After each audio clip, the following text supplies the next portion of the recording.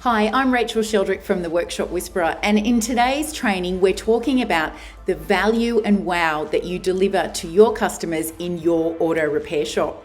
Now make sure you stay right to the end so that you understand the differences in the simple ways that you can add value to your customers, but also so that you understand the difference between good wow and bad wow.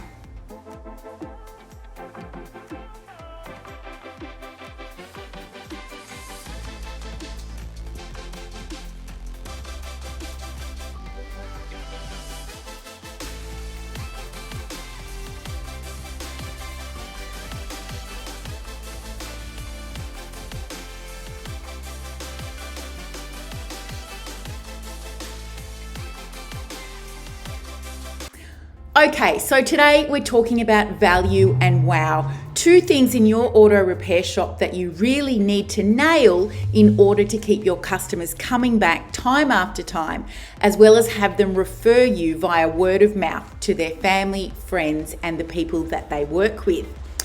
Now, there's a couple of different ways that you can deliver value, and the most important one is actually through the way you communicate.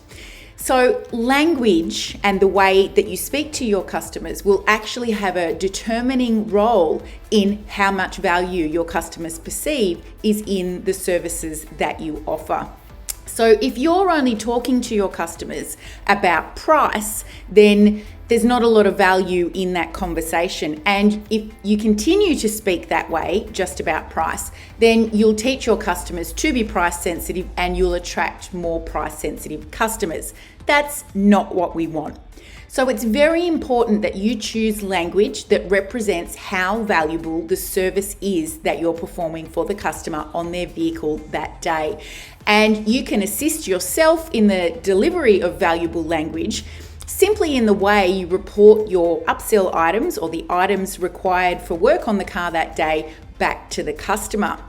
Now, once again, if you only talk about price, so parts and labor, then the conversation that you are steering the customer towards is one about price. Successful auto repair shop owners don't just discuss parts and labor. Sure, it is the very first part of the conversation. You can mention the price, but then the successful auto repair shop owners and service advisors quickly move on to features, benefits, and value. So talk to your customers about the value and the benefit in them having those additional safety items taken care of while their car's in for the service that day. Talk to the customer about the value and the benefit in them getting those additional jobs done while you've got the hood up. Oh, you've got that particular part of the engine under focus that you'll do another job. So make sure that the customer knows that you're trying to save them some money in labor or save them some inconvenience by coming back a second time, and that they can get all of that done in the one go. That is value adding. People value their time as much as their money, and they just don't want to come back again if they don't have to. So be careful about the language that you use and really think about the order that you report the necessary and upsell work back to your customer in. The other thing that you need to consider when you're delivering value is what problem are you solving for the customer? If you think you're solving a problem that is different to the one that they actually have, you're going to have a mismatch, and the customer is going to walk away feeling unsatisfactory, feeling like the experience wasn't good enough. So what problem are you solving? Is it a time-based problem? Is it a safety problem? Is it a convenience problem? Be really clear with that, and your value and the value that the customer perceives they are receiving will increase. The other thing that customers value is a relationship.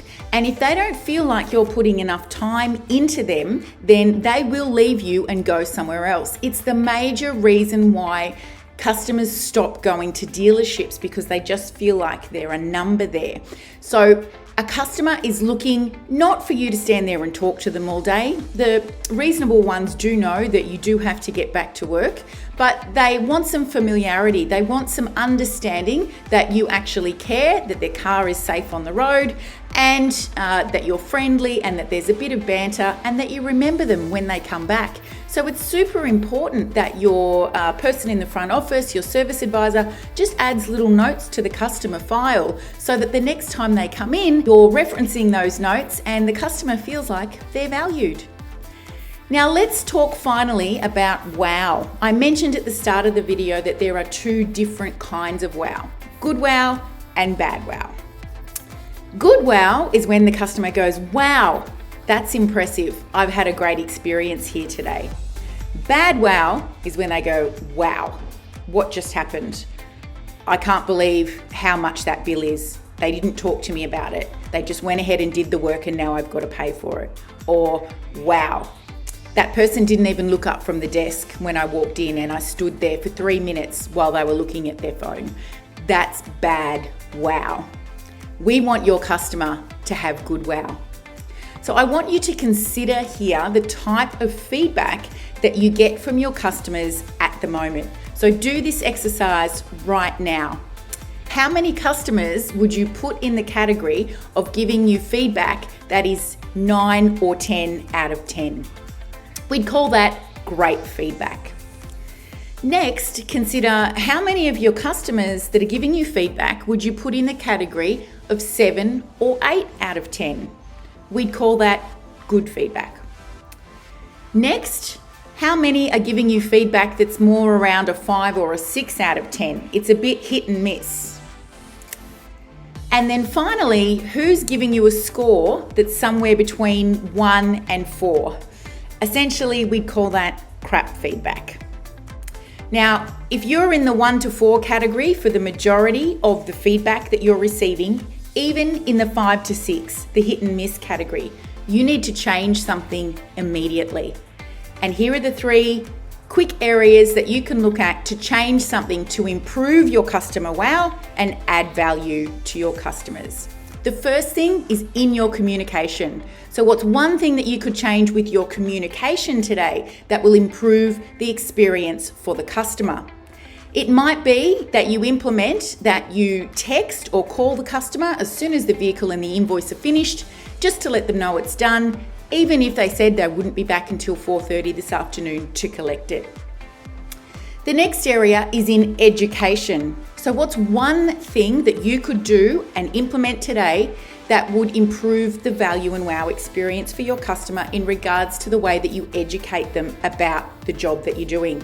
Do you need to spend more time with them in the upsell process, explaining why it's better safety-wise and convenience-wise to have those additional items done today? And the third thing is through your value adds. What value adds do you do with your service or when your customer comes in for a major repair? So think about it. What's one thing you could add today? Is it just the addition of a fragrance tree at the end of the service, or tire shine and a windscreen clean, or a dash wipe?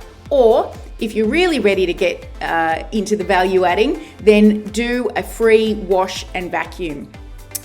But if your feedback that you're receiving is in that low end, I urge you today, pick one of those categories, even all 3 if you really need a kickstart, and just do one thing today that will increase your score in those areas. So that's customer value and wow. Go back to your workshop right now and get implementing and see how your customer satisfaction increases. And if you feel like you need some help with this stuff, then make sure you click the link that's in the comments under the video and answer a few questions for us and book in for a call. At the Workshop Whisperer, we help auto repair shop owners to achieve business success. If it's your turn for success, click the link, answer the questions and book in.